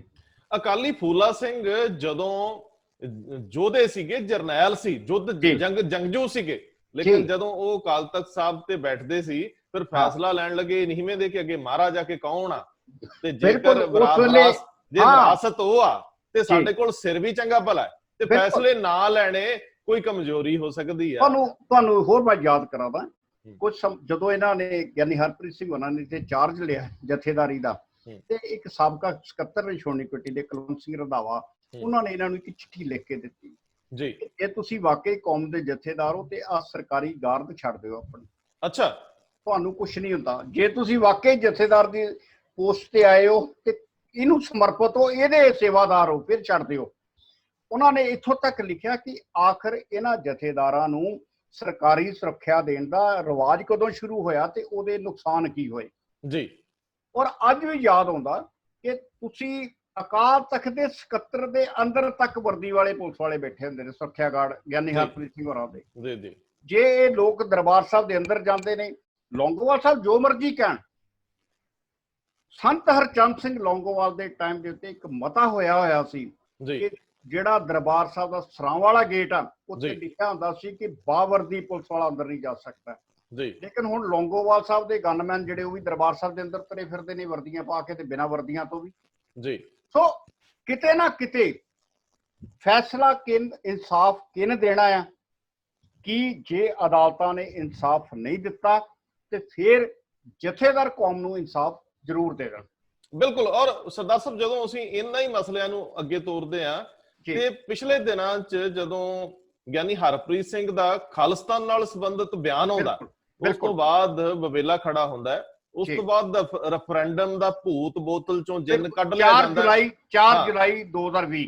ਹੁਣ ਮੈਨੂੰ ਇਹ ਸਮਝ ਨਹੀਂ ਆਈ ਕਿ ਰੈਫਰੈਂਡਮ ਕਰਾਉਣ ਵਾਲੇ ਇਹ ਤਾਂ ਭੁੱਲ ਜਾਂਦੇ ਆ ਕਿ ਉਹ ਤਾਂ ਸੇਫ ਸੁਰੱਖਿਅਤ ਬੈਠੇ ਆ, ਇੱਥੇ ਜਾਨ ਦਾ ਖੌਫ ਬਣ ਜਾਂਦਾ। ਅੱਜ ਕੱਲ ਸੁਖਪਾਲ ਸਿੰਘ ਖਹਿਰਾ, ਉਹ ਬੱਚੇ ਜਿਹੜੇ ਇਸ ਤਰ੍ਹਾਂ ਦੀ ਐਕਟੀਵਿਟੀਜ਼ ਦੇ ਵਿੱਚ ਗਵਰਨਮੈਂਟ ਨੇ ਧਰ ਲਏ, ਉਹਨਾਂ ਦੇ ਪਿੱਛੇ ਜਾ ਰਹੇ ਆ। ਉਹਨਾਂ ਦੇ ਨਾਲ ਉਹਨਾਂ ਦੇ 2-3 MLA ਵੀ ਜੁੜੇ, ਪੁਰਾਣੇ ਸਾਥੀ। ਬਿਲਕੁਲ ਠੀਕ ਹੈ, ਡਾਕਟਰ ਧਰਮਵੀਰ ਗਾਂਧੀ ਵੀ ਜੁੜੇ। ਹੁਣ ਇਹਦੇ ਵੀ ਕਈ ਅਰਥ ਨਿਕਲ ਰਹੇ ਆ। ਇਹਦੇ ਜਗਦੇਵ ਸਿੰਘ ਕਮਾਲੂ ਨੇ, ਜਗਦੇਵ ਸਿੰਘ ਕਮਾਲੂ ਦੇ ਇੱਕ ਖਾਲਸਾ ਨੇ ਭਦੌੜ ਤੋਂ, ਇਹ 2 MLA ਕੱਲ ਉਹਨਾਂ ਦੇ ਨਾਲ ਮਾਨਸੇ ਦੇ ਇੱਕ ਪਿੰਡ 'ਚ ਗਏ ਨੇ ਜੀ। ਇੱਥੋਂ ਦੇ ਗੁਰਤੇਜ ਸਿੰਘ ਨੂੰ ਪੁਲਿਸ ਨੇ ਚੁੱਕਿਆ ਜੀ, ਲੇਕਿਨ ਸ਼ੋਅ ਕੀਤਾ ਕਿ ਇਹ ਦਿੱਲੀ ਦੇ ਵਿੱਚੋਂ ਚੁੱਕਿਆ ਗਿਆ। ਨਹੀਂ, ਇਹ ਕੌਣ ਕਹਿ ਰਿਹਾ? ਇਹ ਦੇਖੋ, ਇਹ ਕੌਣ ਕਹਿ ਰਿਹਾ? ਇਹ ਉਹ ਲੋਕ ਕਹਿ ਰਹੇ ਆ, ਇਹ ਅਸੀਂ ਨਹੀਂ ਕਹਿ ਰਹੇ।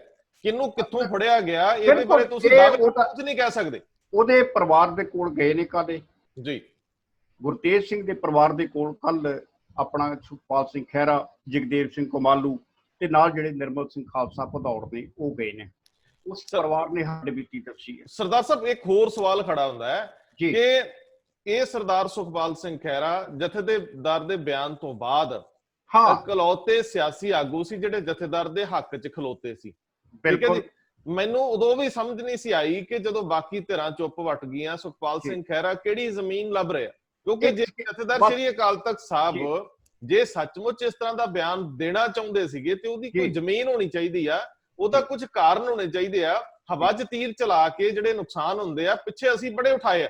ਗੱਲ ਇਹ ਹੈ ਕਿ ਤੁਸੀਂ ਕੋਈ ਪ੍ਰਾਪਤੀ ਕਰਨੀ ਹੈ ਤੇ ਤੁਹਾਡੀਆਂ ਸਿਆਸੀ ਧਿਰਾਂ, ਤੁਸੀਂ ਸਰਕਾਰ ਨਾਲ ਗੱਲ ਕਰਨੀ ਹੈ ਤੇ ਤੁਹਾਡੇ 20 ਦੇ ਕਰੀਬ ਮੈਂਬਰ ਪਾਰਲੀਮੈਂਟ ਆ ਜਿਹੜੇ ਘੁੰਗਣੀਆਂ ਮੂੰਹ 'ਚ ਪਾ ਛੱਡਦੇ ਆ, ਉਹਨਾਂ ਨੂੰ ਲਓ। ਤੁਹਾਡੇ ਜਿਹੜੇ ਆ MLAs ਨੇ, ਤੁਹਾਡੇ ਚੁਣੇ ਹੋਏ ਵਿਧਾਨਕ, ਮੈਂ ਤੁਹਾਡੀ ਸ਼੍ਰੋਮਣੀ ਕਮੇਟੀ ਦੇ ਪ੍ਰਧਾਨ ਤੋਂ ਲੈ ਕੇ ਮੈਂ ਸਾਰਾ ਸਾਰੀ ਐਗਜ਼ੈਕਟਿਵ ਬਾਡੀ ਹੈ ਤੇ ਤੁਸੀਂ ਜਨਰਲ ਇਜਲਾਸ ਬੁਲਾ ਸਕਦੇ ਹੋ। ਸਵਾਲ ਤਾਂ ਇਹ ਹੈ ਕਿ ਕੌਮ ਨੂੰ ਵਕਤ ਨੂੰ ਫੜ ਲੈਣਾ ਕੋਈ ਇਹ ਜਾਇਜ਼ ਨਹੀਂ। ਵੱਡੇ ਅਹੁਦਿਆਂ ਤੇ ਬੈਠਿਆਂ ਨੂੰ ਕੁਝ ਨਹੀਂ ਹੁੰਦਾ। ਮੈਂ ਕਹਿੰਦਾ ਕਿ ਮੈਨੂੰ ਤੁਸੀਂ ਦੱਸੋ ਸਰਦਾਰ ਸਾਹਿਬ, ਸ਼੍ਰੀ ਅਕਾਲ ਤਖਤ ਸਾਹਿਬ ਦੇ ਜਥੇਦਾਰ ਨੂੰ ਕੌਣ ਹੱਥ ਪਾ ਸਕਦਾ? ਕੌਣ? ਕੋਈ ਵੀ ਨਹੀਂ। ਰੰਧਾਵਾ ਜੀ, ਜਦੋਂ ਗਿਆਨੀ ਹਰਪ੍ਰੀਤ ਸਿੰਘ ਹੋਰਾਂ ਨੇ ਇਹ ਬਿਆਨ ਦਿੱਤਾ ਬਕਾਇਦਾ ਕਿ ਜਿਹੜੇ ਨੌਜਵਾਨਾਂ ਨੂੰ, ਮੈਂ ਇੱਕ ਚੀਜ਼ ਕਲੀਅਰ ਕਰ ਦਿਆਂ, ਮੇਰਾ ਕਹਿਣ ਦਾ ਮਤਲਬ ਸਿਰਫ ਇਹ ਨਹੀਂਗਾ ਕਿ ਉਹਨਾਂ ਨੂੰ ਹੱਥ ਪਾਇਆ ਜਾ ਸਕਦਾ ਜਾਂ ਨਹੀਂ, ਮੈਂ ਸਿਰਫ ਇਹ ਕਹਿ ਰਿਹਾ ਕਿ ਗਿਆਨੀ ਹਰਪ੍ਰੀਤ ਸਿੰਘ ਸੇਫ ਸੁਰੱਖਿਅਤ ਹੈ, ਆਮ ਬੰਦਾ ਸੇਫ ਸੁਰੱਖਿਅਤ ਨਹੀਂ। ਆਮ ਸਿੱਖ ਦੀ ਸੁਰੱਖਿਆ ਗਿਆਨੀ ਹਰਪ੍ਰੀਤ ਸਿੰਘ ਦਾ ਜ਼ਿੰਮਾ ਹੈ। ਜਿੱਥੇ ਕੁਝ ਹੁੰਦਾ ਸਭ ਤੋਂ ਪਹਿਲਾਂ ਕੌਮ ਦਾ ਜਿਹੜਾ ਸਭ ਤੋਂ ਵੱਡਾ ਬੰਦਾ ਹੈ, ਜਿਹੜਾ ਜਥੇਦਾਰ ਹੈ, ਉਹਨੂੰ ਉਸ ਬੰਦੇ ਦੇ ਘਰ ਪਹੁੰਚਣਾ ਚਾਹੀਦਾ। ਗਿਆਨੀ ਹਰਪ੍ਰੀਤ ਸਿੰਘ ਨੂੰ ਖਹਿਰੇ ਤੋਂ ਪਹਿਲਾਂ ਉੱਥੇ ਉਹਨਾਂ ਲੋਕਾਂ ਕੋਲ ਜਾਣਾ ਚਾਹੀਦਾ। ਜੇਕਰ ਨਜਾਇਜ਼ ਹੋ ਰਹੀ ਹੈ ਤੇ ਸਰਕਾਰਾਂ ਤੱਕ ਜਾਣਾ ਚਾਹੀਦਾ, ਖੰਡਾ ਖੜਕਾਉਣਾ ਚਾਹੀਦਾ। ਅਮਰਿੰਦਰ ਸਿੰਘ ਦੇ ਘਰ ਦੇ ਬਾਹਰ ਅਕਾਲ ਤਖਤ ਦਾ ਜਥੇਦਾਰ ਜਾ ਕੇ ਖਲੋ ਜੇ, ਉਹਨਾਂ ਦੀ ਕੀ ਜ਼ਰੂਰਤ ਹੈ ਦਰਵਾਜ਼ਾ ਨਾ ਖੋਲਣ? ਸਵਾਲ ਇਹ ਹੈ ਕਿ ਜੇ ਲੜਨਾ ਹੈ ਕੌਮ ਲਈ ਤੇ ਨੰਗੇ ਧੜ ਲੜੋ, ਬਿਆਨਾਂ ਨਾਲ ਨਾ ਲੜੋ। ਤੁਹਾਡੀ ਗੱਲ ਬਿਲਕੁਲ ਸਹੀ ਹੈ। ਇੱਥੇ ਵੀ ਇੱਕ ਨਵਾਂ ਨੁਕਤਾ ਖੋਲਿਆ ਗਿਆ। ਗਿਆਨੀ ਹਰਪ੍ਰੀਤ ਸਿੰਘ ਹੋਰਾਂ ਨੇ ਜਿਹੜੇ ਗੋਬਿੰਦ ਸਿੰਘ ਲੌਂਗੋਵਾਲ ਨੇ, ਉਹਨਾਂ ਨੂੰ ਕਿਹਾ ਕਿ ਇਹਨਾਂ ਦੇ ਕੇਸਾਂ ਦੀ ਪੈਰਵਾਈ ਕਰੋ ਜੀ। ਬੜਾ ਵੱਡਾ ਬਿਆਨ ਆਇਆ ਕਿ ਸ਼੍ਰੋਮਣੀ ਕਮੇਟੀ ਇਹਨਾਂ ਨੌਜਵਾਨਾਂ ਦੇ ਕੇਸਾਂ ਦੀ ਪੈਰਵਾਈ ਕਰੇਗੀ ਜੀ। ਲੇਕਿਨ ਗੱਲ ਫਿਰ ਤੁਹਾਡੀ ਆ ਗਈ ਕਿ ਸ਼੍ਰੋਮਣੀ ਕਮੇਟੀ ਵੀ ਅਜੇ ਤੱਕ ਉਹਨਾਂ ਨੌਜਵਾਨਾਂ ਦੇ ਮਗਰ ਨਹੀਂ ਪੁੱਜੀ। ਲੇਕਿਨ ਸੁਖਪਾਲ ਸਿੰਘ ਖਹਿਰਾ ਪਹਿਲੇ ਪੁੱਜ ਗਏ। ਗੁਰਦਾਸਪੁਰ ਦਾ ਇੱਕ ਨੌਜਵਾਨ ਜਿਹੜਾ ਉਹਨੂੰ ਰਿਹਾ ਹੋ ਗਿਆ। ਬਾਕੀਆਂ ਦੇ ਅੱਜ ਉਹਨਾਂ ਨੇ ਸੁਖਪਾਲ ਖਹਿਰੇ ਦਾ ਬਿਆਨ ਹੈ ਕਿ ਮੈਂ ਕਾਨੂੰਨੀ ਕਾਰਵਾਈ ਦੇ ਰਾਹ ਜਾ ਰਿਹਾ। ਦੇਖੋ ਸਰਦਾਰ ਸਾਹਿਬ, ਕਿਤੇ ਵੀ ਅਨਿਆਂ ਹੁੰਦਾ ਜੀ, ਅਨਿਆਂ ਦੇ ਖਿਲਾਫ ਲੜਨਾ ਚਾਹੀਦਾ। ਅਨਿਆਂ ਜਿਨ੍ਹਾਂ ਨਾਲ ਹੋਇਆ ਉਹਨਾਂ ਦਾ ਸਾਥ ਦੇਣਾ ਚਾਹੀਦਾ। ਮਜ਼ਲੂਮ ਦੇ ਨਾਲ ਖਲੋਣਾ ਸਿੱਖੀ ਦੇ ਵਿੱਚ ਪਰਮ ਧਰਮ ਹੈ। ਲੇਕਿਨ ਇਹ ਵੀ ਦੇਖਣਾ ਬਣਦਾ ਹੈ ਕਿ ਐਸੇ ਹਾਲਾਤ ਬਣਨ ਤੱਕ ਕੌਣ ਪਿੱਛੇ ਆ। ਉਹਨਾਂ ਧਿਰਾਂ ਨੂੰ ਵੀ ਨੰਗੀਆਂ ਕਰਨਾ ਚਾਹੀਦਾ। ਜੇ ਉਹ ਕੌਮੀ ਹੱਕ 'ਚ ਹੈ ਤੇ ਉਹ ਵੀ ਪਤਾ ਲੱਗੇ, ਜੇ ਕੌਮੀ ਵਿਰੋਧ 'ਚ ਹੈ ਤੇ ਉਹ ਵੀ ਪਤਾ ਲੱਗੇ, ਜੇ ਕਿਸੇ ਦਾ ਕੋਈ ਹੱਥ ਠੋਕਾ ਹੈ ਉਹ ਵੀ ਪਤਾ ਲੱਗੇ। ਸੋ ਇਹ ਜ਼ਿੰਮੇਵਾਰੀ ਜਥੇਦਾਰ ਦੀ ਹੈ। ਜਥੇਦਾਰ ਸ਼੍ਰੋਮਣੀ ਕਮੇਟੀ ਦੇ ਅਸਾਸੇ ਵਰਤਣ ਤੇ ਇਹਨਾਂ ਕੰਮਾਂ ਲਈ ਇਹ ਅੱਗੇ ਹੋ ਕੇ ਲੜਨ। ਸਕੱਤਰੇਤ ਨੂੰ ਥੋੜਾ ਵਿਸ਼ਾਲ ਕਰਨ, ਉਹਨਾਂ ਨੂੰ ਅਮਲਾ ਫੈਲਾ ਵੱਧ ਮਿਲੇ। ਸਰਕਾਰੀ ਸਿਕਿਉਰਟੀਆਂ ਦੀ ਬਜਾਏ ਜਿਹੜੇ ਸਾਡੇ ਉੱਥੇ ਵਰਸ਼ਿਆਂ ਵਾਲੇ ਨੇ ਉਹ ਨਾਲ ਹੋਣ, ਉਹਨਾਂ ਨੂੰ ਹਥਿਆਰ ਲੈ ਦਿਓ, ਲਾਇਸੈਂਸੀ। ਮੈਨੂੰ ਲੱਗਦਾ ਕਿ ਕੌਮ ਨੂੰ ਲੋੜ ਨਹੀਂ ਗੀ ਸਰਕਾਰਾਂ ਵੱਲ ਵੇਖਣ ਦੀ। ਫਿਰ ਵੀ ਸਰਕਾਰਾਂ ਬਣਾ ਸਕਦੇ ਹੋ ਤੁਸੀਂ, ਸਰਕਾਰਾਂ ਖੜੀਆਂ ਕੀਤੀਆਂ ਜਾ। ਤੁਸੀਂ ਸਰਕਾਰਾਂ ਬਣਾ ਸਕਦੇ ਹੋ, ਤੁਸੀਂ ਸਰਕਾਰਾਂ ਲਾ ਸਕਦੇ ਹੋ। ਲੇਕਿਨ ਆਉਣ ਵਾਲੇ ਸਮੇਂ ਦੇ ਵਿੱਚ ਮੈਂ ਤੁਹਾਨੂੰ ਬੇਨਤੀ ਕਰਾਂਗਾ ਇੱਕ ਐਸਾ ਪ੍ਰੋਗਰਾਮ ਕਰੀਏ ਕਿ ਜਿੱਥੇ ਅਕਾਲ ਤਖਤ ਦੇ ਜਾਰੀ ਹੋਏ ਆਦੇਸ਼ਾਂ ਨੂੰ ਸ਼੍ਰੋਮਣੀ ਗੁਰਦੁਆਰਾ ਪ੍ਰਬੰਧਕ ਕਮੇਟੀ 20 ਸਾਲਾਂ ਤੋਂ ਨਹੀਂ ਮੰਨ ਰਹੀ ਜੀ। ਤੁਸੀਂ ਸਰਚ ਕਰੋ, ਲਿਆਓ, ਆਪਾਂ ਕਰਾਂਗੇ। ਬਿਲਕੁਲ ਸਭ ਕੁਝ ਹੈ। ਅਕਾਲ ਤਖਤ ਸਾਹਿਬ ਦੇ ਜਥੇਦਾਰ ਦੀ ਜਿਹੜੀ ਉਹਦਾ ਬਾਹਰ ਮਾਣ ਸਤਿਕਾਰ ਬਹੁਤ ਜ਼ਿਆਦਾ ਆ ਜੀ। ਲੋਕਾਂ ਦੇ ਮਨ 'ਚ ਇੱਕ ਭੈ ਆ ਕਿ ਜਥੇਦਾਰ ਦਾ ਆਦੇਸ਼ ਆ, ਚਿੱਠੀ ਆਈ ਆ। ਲੇਕਿਨ ਸ਼੍ਰੋਮਣੀ ਗੁਰਦੁਆਰਾ ਪ੍ਰਬੰਧਕ ਕਮੇਟੀ ਖੁਦ ਉਹਨਾਂ ਦੀ ਹੈਸੀਅਤ ਨੂੰ ਪ੍ਰਵਾਨ ਕਰਨ ਲਈ ਤਿਆਰ ਨਹੀਂ ਹੈ। ਅਸੀਂ ਸਰਦਾਰ ਸਾਹਿਬ ਅਗਲੇ ਸਮੇਂ 'ਚ ਕੋਸ਼ਿਸ਼ ਕਰਾਂਗੇ ਕਿ ਸਾਡੇ ਨਾਲ ਜਿਹੜੇ ਸਿੰਘ ਸਾਹਿਬ ਰਿਟਾਇਰਡ ਨੇ, ਸਾਬਕਾ ਨੇ, ਗਿਆਨੀ ਜੋਗਿੰਦਰ ਸਿੰਘ ਵਦਾਂਤੀ ਜਾਂ ਭਾਈ ਸਿੰਘ ਸਾਹਿਬ, ਭਾਈ ਰਣਜੀਤ ਸਿੰਘ, ਗਿਆਨੀ ਕੇਵਲ ਸਿੰਘ ਨੇ, ਪ੍ਰੋਫੈਸਰ ਮਨਜੀਤ ਸਿੰਘ ਨੇ, ਅਸੀਂ ਇਹਨਾਂ ਨੂੰ ਇੱਕ ਮੰਚ ਤੇ ਕਿਸੇ ਟੈਕਨੋਲੋਜੀ ਦੇ ਜਰੀਏ ਇਕੱਠਿਆਂ ਕਰਕੇ ਕੋਸ਼ਿਸ਼ ਕਰਾਂਗੇ ਕਿ ਇਹ ਆਪਸ ਵਿੱਚ ਚਰਚਾ ਕਰਨ। ਅਸੀਂ ਬੇਸ਼ੱਕ ਉਹਦੇ ਚੋਂ ਮਾਈਨਸ ਰਹੀਏ ਕਿਉਂਕਿ ਸਾਡੀ ਕੀ ਹੈਸੀਅਤ ਹੈ, ਇਹ ਵੱਡੀਆਂ ਹਸਤੀਆਂ। ਗਿਆਨੀ ਹਰਪ੍ਰੀਤ ਸਿੰਘ ਜੀ ਨੂੰ ਵੀ ਸੱਦਾ ਦੇਵਾਂਗੇ ਕਿਉਂਕਿ ਉਹ ਵੀ ਲਰਨਡ ਬੰਦੇ ਆ ਔਰ ਉਹਨਾਂ ਦੇ ਕੋਲ ਬਹੁਤ ਸਮਝ ਹੈ।